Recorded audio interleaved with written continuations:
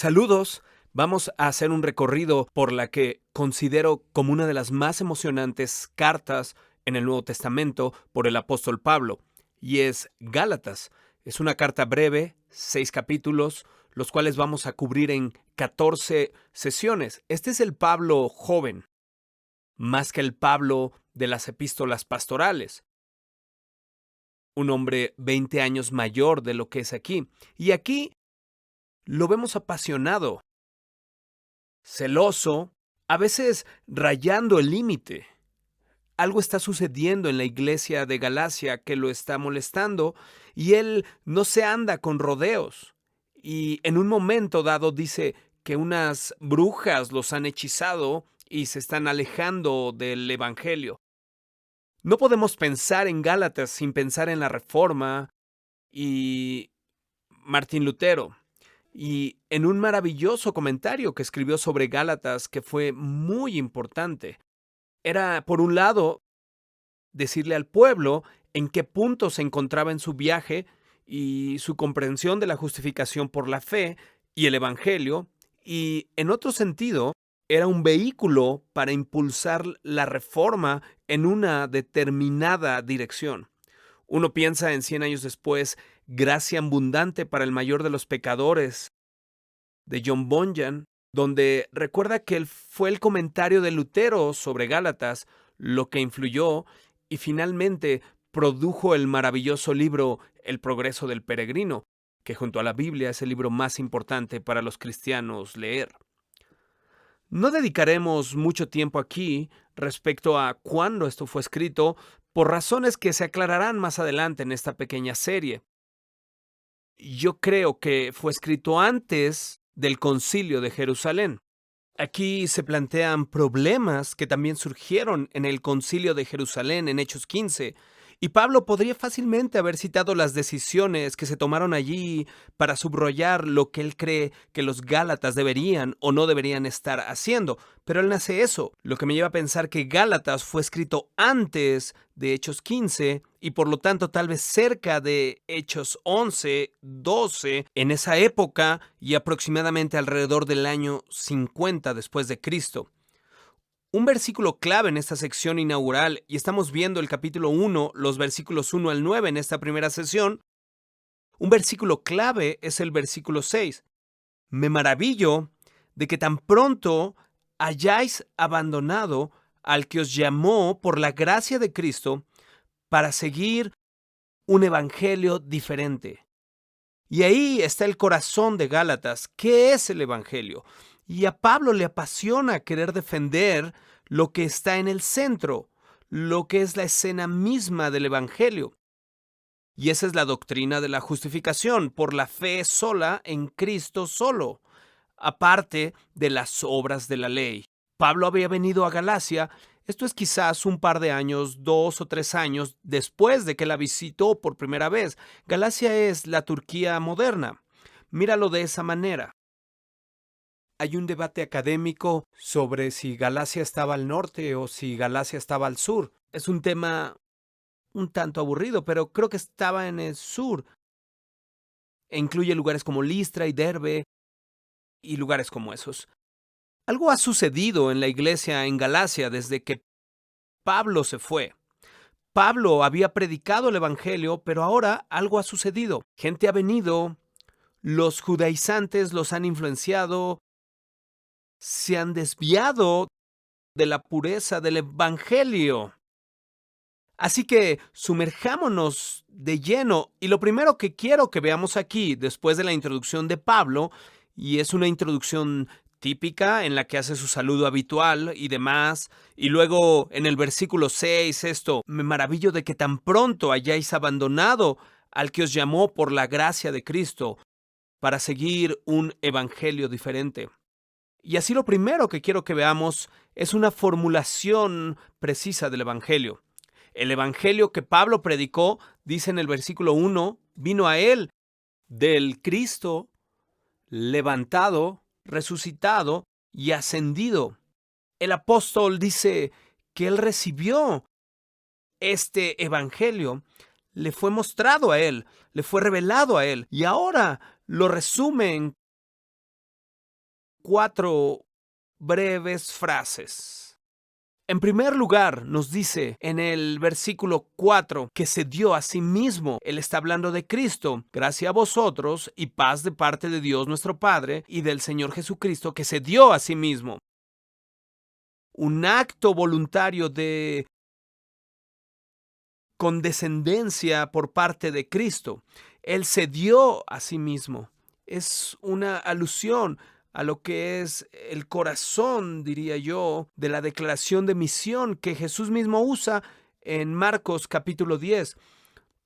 Porque ni aun el Hijo del Hombre vino para ser servido, sino para servir y para dar su vida en rescate por muchos.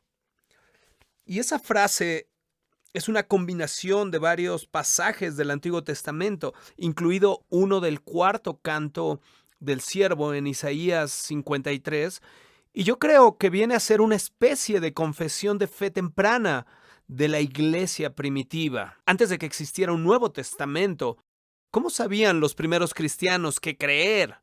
Y ellos formaron pequeños catecismos, pequeñas declaraciones de doctrina, especialmente doctrina sobre el Evangelio. Y uno puede imaginar aquí en el versículo 4 que se dio a sí mismo por nuestros pecados para librarnos de este presente siglo malo, conforme a la voluntad de nuestro Dios y Padre, a quien sea la gloria por los siglos de los siglos. Y eso suena como algo que podría ser una especie de declaración catequética. ¿Cuál es la razón por la cual Jesús vino al mundo?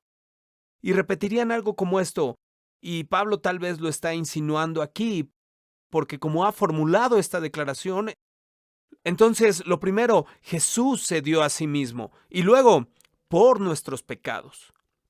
Y Pablo usa esta pequeña preposición, huper, en griego, que es una preposición de sustitución, y ocurre con bastante frecuencia en los escritos del apóstol Pablo para describir la expiación, para describir qué es lo que Jesús hizo al darse y morir en la cruz.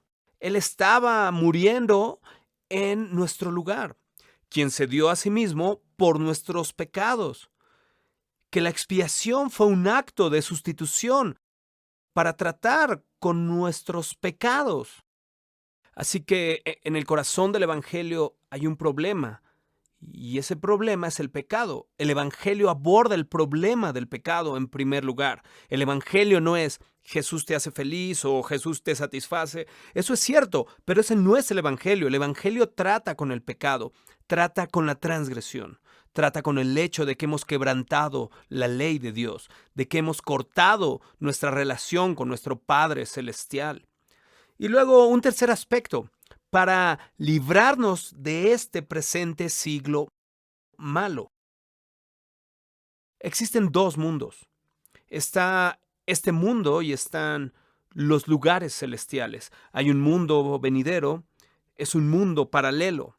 Es el mundo donde está el cuerpo de Jesús. Es un mundo donde ángeles y arcángeles y la iglesia triunfante se han de encontrar. Este mundo gime y sufre dolores de parto, esperando la renovación de todas las cosas, y está bajo el dominio de Satanás, el príncipe de la potestad del aire. Y Pablo está diciendo, vamos a ser librados de este presente siglo malo y vamos a ser llevados, por supuesto, a un cielo nuevo y a una tierra nueva en los cuales morará la justicia. Hay un aspecto del Evangelio que trata de pensar en las cosas de arriba, donde está Cristo sentado a la diestra de Dios. Él se dio a sí mismo por nuestros pecados, para librarnos de este presente siglo malo, y luego, en cuarto lugar, conforme a la voluntad de nuestro Dios y Padre Celestial.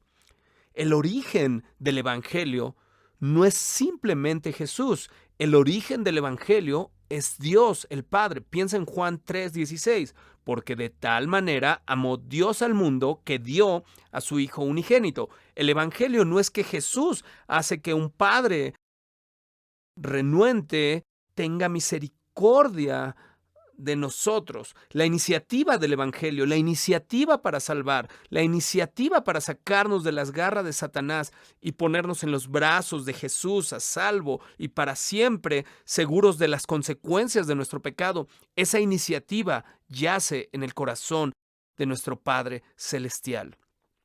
Y luego en el versículo 6, me maravillo de que tan pronto hayáis abandonado al que os llamó por la gracia de Cristo. Y quería enfatizar esa palabra, gracia, porque ¿qué es el Evangelio? El Evangelio es un mensaje de gracia.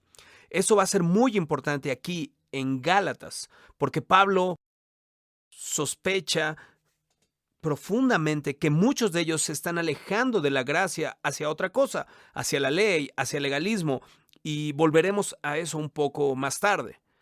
Entonces, el Evangelio es acerca de Jesús, es acerca de la entrega de Jesús por nuestros pecados para librarnos de este presente siglo malo. Y todo es parte de la voluntad soberana de nuestro Padre Celestial y es un mensaje de gracia. Luego, en segundo lugar, si esa es la formulación del Evangelio, en segundo lugar, una vehemente advertencia sobre la distorsión del Evangelio. Y quiero centrarme en los versículos 6 y 7. Ya hemos mencionado el versículo 6 varias veces.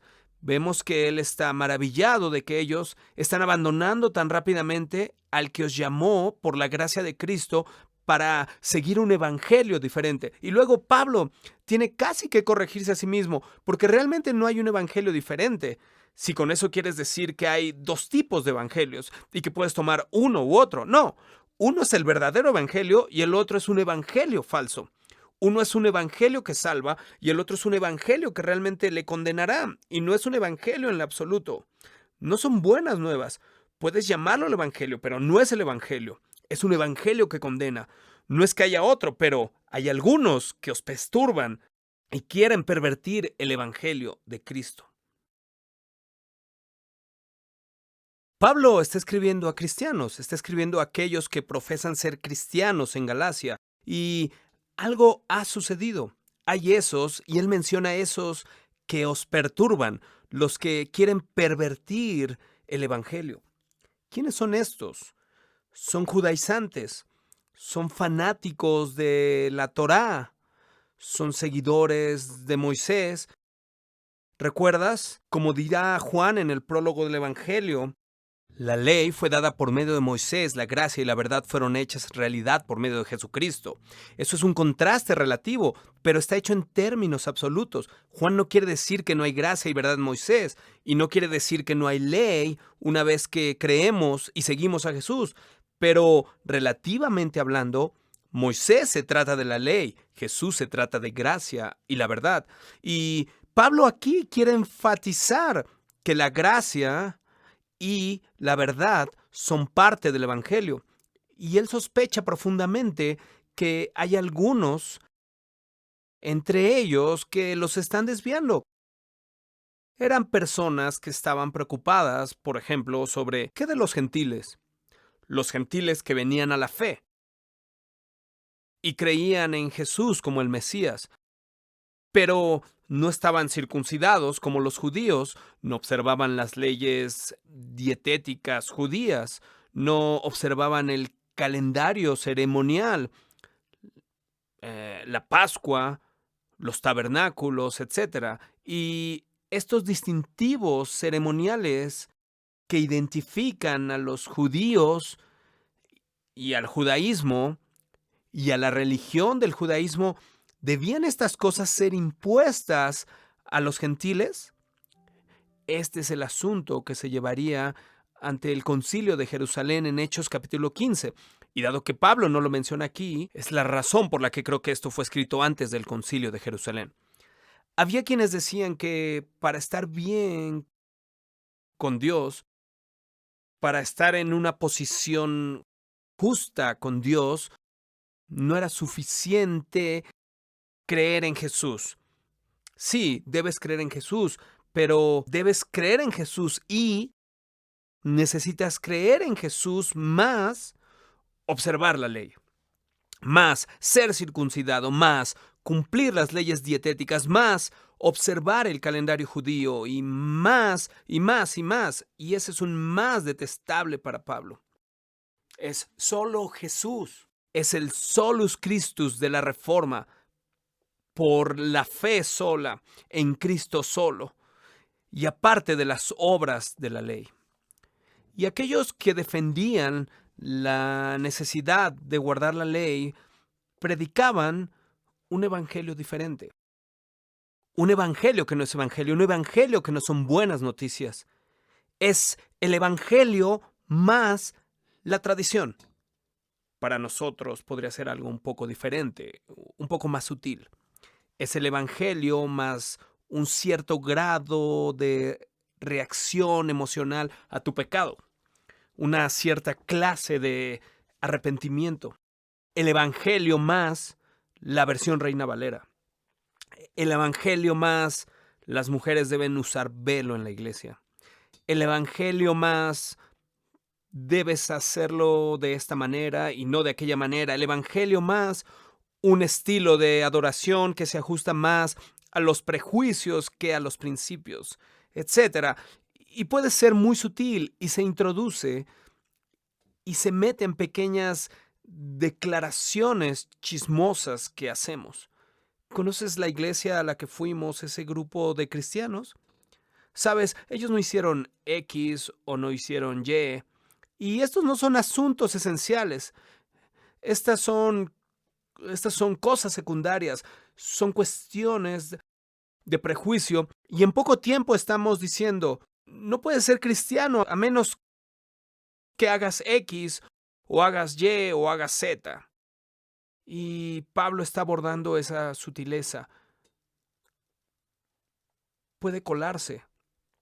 El evangelio más un cierto deísmo moralista terapéutico, como algunos lo han denominado en los últimos días.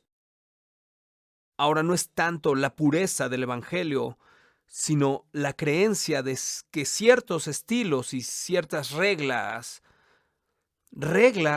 hechas por el hombre, reglas de una determinada tradición religiosa, y a menos que se guarden y se mantengan rigurosamente y se cumplan al máximo, no puede haber una seguridad de salvación. Bueno, déjame hacerte una pregunta. ¿Te apasiona el evangelio o te apasionan más otras cosas? Cosas que te son muy valiosas.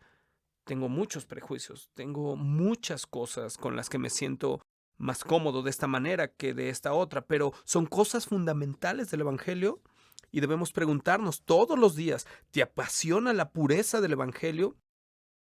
Aquí la pasión de Pablo es asegurarse de que el evangelio sea puro. Y luego una tercera cosa de esta sección, y es una maldición personal para aquellos que promueven un evangelio diferente. Y nota lo que dice el versículo 8. Pero si aún nosotros o un ángel del cielo os anunciara otro evangelio contrario al que os hemos anunciado, sea anatema. Y luego lo repite nuevamente en el versículo 9, sea anatema, sea anatematizado. Esa es la palabra que usa. Es la palabra más dura posible. No es que Pablo simplemente quiera golpearlos en los nudillos y decir, detengan eso. No, él quiere anatematizarlos. Los quiere bajo la censura de la santidad de Dios. Él los quiere tan lejos de la gracia de Dios y del amor de Dios y del abrazo de Dios como sea posible. Este es un lenguaje muy duro. Este es un Pablo, sí, un hombre joven, sí, lleno de celo, lleno de pasión. Y déjame hacer una pausa y decir, ¿a dónde se fue esa pasión? Tú la tuviste una vez, cuando eras joven, cuando eras un recién convertido en esos primeros años y estabas ardiendo por el evangelio, pero las llamas han disminuido un poco y nos hemos vuelto tibios. ¿Y recuerdas lo que Jesús le dice a la iglesia de la Odisea acerca de volverse tibios, que los vomitará de su boca. Bueno, aquí está Pablo y hay un lugar para la condenación. Esto no es que Pablo está siendo intratable o quisquilloso. Esto no debe explicarse simplemente en términos de la personalidad de Pablo o este era Pablo en un mal día. Era Pablo y no había tomado su café cuando escribió esta carta y las cosas iban mal en su vida y por eso es un poco áspero y un poco irritante. No, Pablo está diciendo, hay un evangelio y hay un evangelio que salva. Pero si agregas algo a ese evangelio, si dices que debes creer en Jesús entonces eso ya no es un evangelio. Eso es otra cosa, eso es una perversión. Se trata de la absoluta libertad de la gracia. Es gracia y nada más. No es ninguna de tus obras, no por obras para que nadie se gloríe, les dice Pablo a los Efesios. Hay lobos en la iglesia. Están vestidos con ropa de oveja. Y Pablo le dice a la iglesia de Gálatas, esta joven iglesia incipiente, hay lobos entre ustedes. Y puede que estés sentado junto a ellos, y puede que estés en su clase de Biblia, y ellos estar enseñando el condenable más. Son lobos y tienes que reconocerlos como lobos y tienes que dejar de escucharlos. Los falsos evangelios no deben ser tolerados. Deben ser eliminados de la iglesia. Entonces, ¿cuál es la conclusión de esta sección introductoria del capítulo 1 de Gálatas, versículos 1 al 9? Ser apasionado por el evangelio. Saber lo que es el evangelio. Predícate el evangelio a ti mismo todos los días. Un querido amigo, una persona muy conocida, ahora en gloria, lo conocí hace 20 años en una conferencia. Lo estaba escuchando. Fue como escuchar el evangelio por primera vez. Había sido cristiano por 20 años, había estado en el ministerio por 20 años. Y sin embargo, cuando lo escuché pensé, esto es como si lo estuviera escuchando por primera vez. Y él dijo esa pequeña frase, tú has escuchado esto muchas veces, pero en realidad fue la primera vez que yo lo escuché. Predícate el evangelio a ti mismo todos los días. Tengo que ser honesto, la primera cosa en la que pienso cuando me levanto por la mañana es café, pero luego una vez que he tomado mi taza de café, me predico el evangelio a mí mismo. Nada traigo en mis manos, nada. No es mi obediencia, ni la duración de mi discipulado, ni la medida de mi arrepentimiento. Nada traigo en mis manos, nada. Simplemente a tu cruz me aferro. Predícate eso a ti mismo todos los días.